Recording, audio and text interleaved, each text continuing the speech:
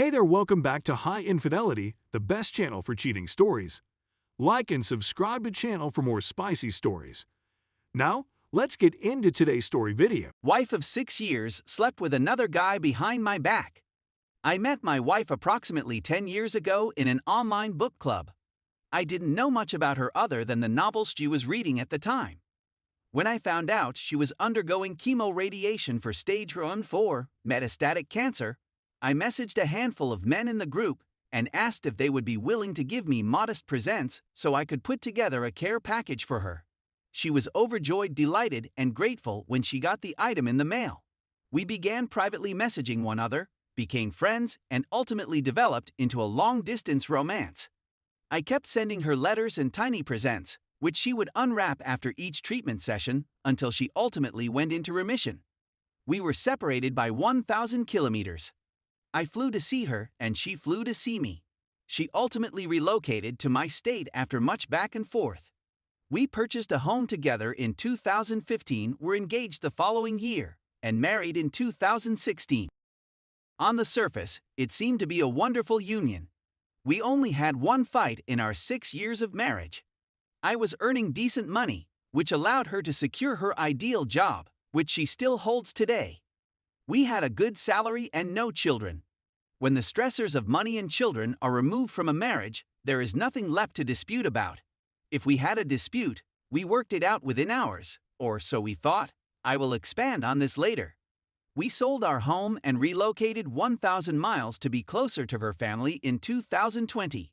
In May 2021, she had a hysterectomy due to severe bleeding, required 2 units of blood prior to surgery because her hemoglobin was critically low. I was completely behind her. She took a 12-week leave of absence to heal. I took a 6-week leave of absence from work to care for her. Although the surgeon allowed her to return to work after 6 weeks, I pushed her to take the whole 12 weeks off to heal.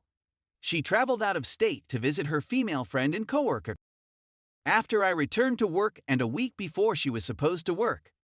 During her stay, she had with a guy with whom she had been having an emotional affair for months. I'm not sure whether I was the first person she had relations with after surgery, or if it was him. He was aware that she was married. It was just by chance that I found the cheating. She was out of town for a conference last weekend. A handful of things happened, which, in hindsight, had nothing to do with the affair, that gave me a nasty feeling in the stomach, and I looked through her computer for the first time in our marriage. I saw the explicit writing and images. I met her at the airport, drove her to our home, stopped in the driveway, and said to her, "Take a look at me.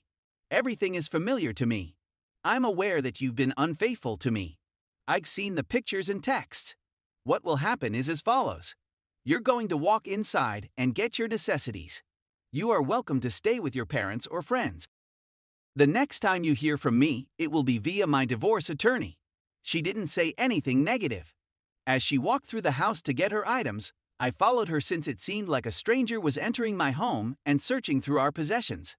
Throughout the whole process, I never raised my voice or raised my hand at her, as I had done for the previous 6 years of our marriage.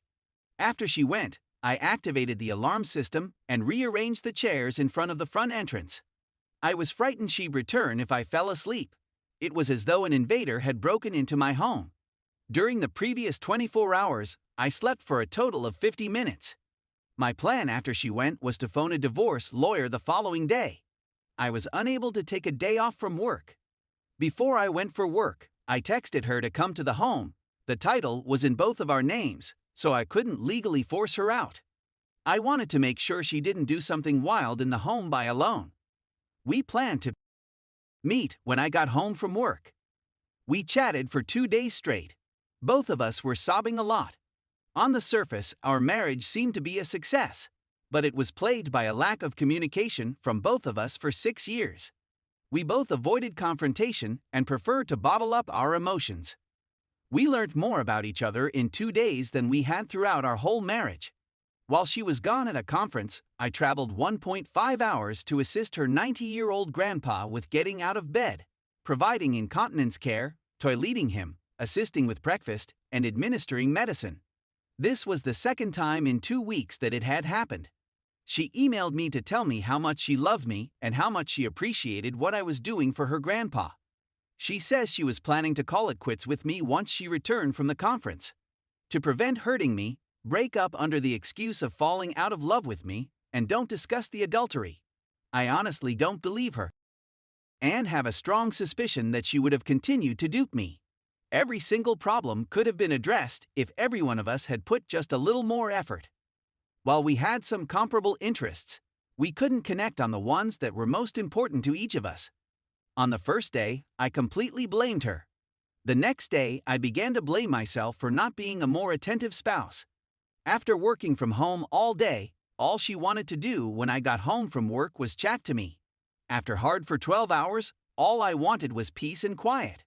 She wanted to discuss about societal and personal matters that were important to her, but I didn't even offer to listen since I couldn't connect to her situation. These are only a few instances. There are hundreds more, and I don't pretend to be a perfect spouse. I am not without flaws. But I did my best to make her happy, at least as much as and in the ways that I could. I discovered her at a low period in her life: abusive previous marriage, cancer, assault, anxiety, depression, seizures, and future alcohol abuse. With the exception of the affair, we will be divorcing at the pinnacle of her life.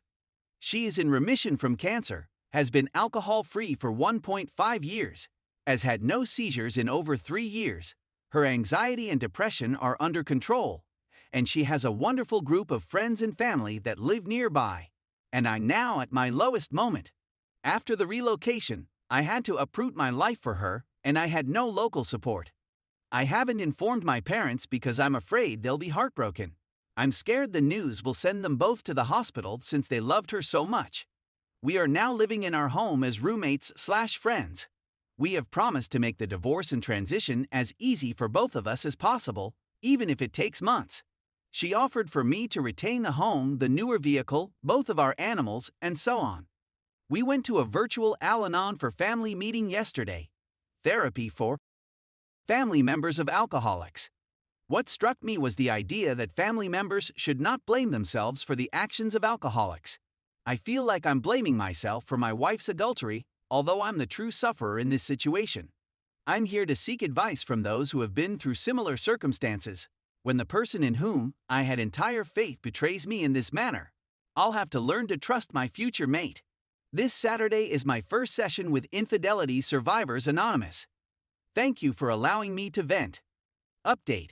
I'll provide this information to provide context, not to justify her cheating. My first serious relationship was with her.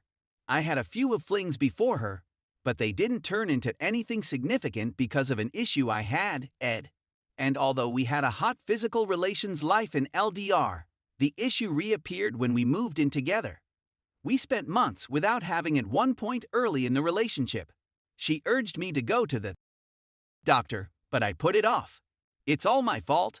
I was younger, less mature, and, to be honest, humiliated.